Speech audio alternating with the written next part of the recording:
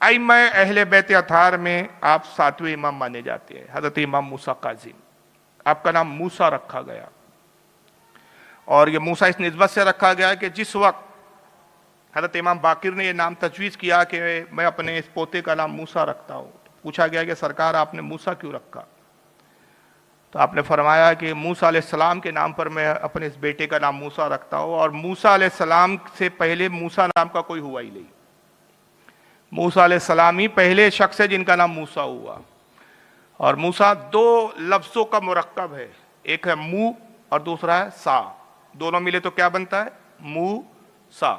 اب یہ موسیٰ کیا ہے؟ عبرانی زبان کا لفظ ہے، ہیبرو لینگویج کا ورڈ ہے یہ موسیٰ۔ منہ کے معنی ہوتے پانی، عبرانی میں منہ کو کہتے ہیں پانی، اور سا کو کہتے ہیں جھاڑیاں، وہ جھاڑیاں جو پانی میں اگ جاتی ہے، جھاڑیاں پانی میں، اس کو سا کہتے ہیں عبرانی میں۔ جناب موسیٰ علیہ السلام کا نام کسی نے موسیٰ رکھا نہیں ہے اصل میں۔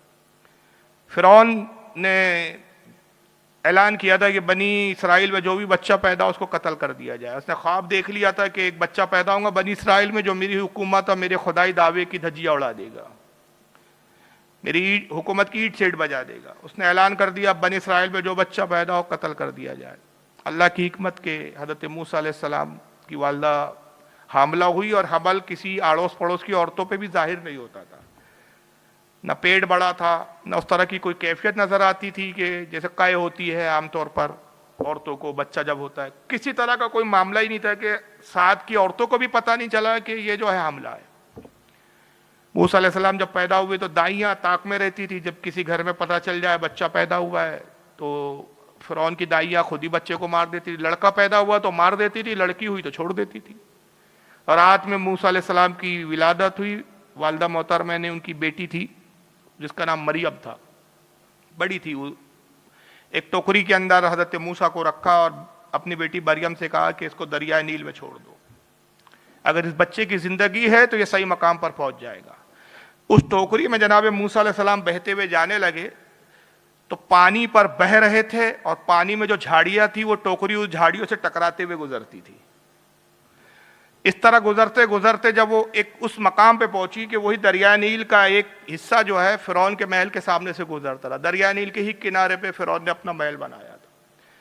فرعون کی بیوی آسیہ اپنی کچھ کنیزوں کے ساتھ، سہیلیوں کے ساتھ تفریح کے لیے دریائے نیل میں آ کے تیراکی وغیرہ نہا رہی تھی، غسل کر رہی تھی۔ ٹوکری میں جب آتے ہوئے دیکھا تو بے ساختہ زبان سے نکلا کہ اس میں بچہ ہے، یہ موسیٰ ہے۔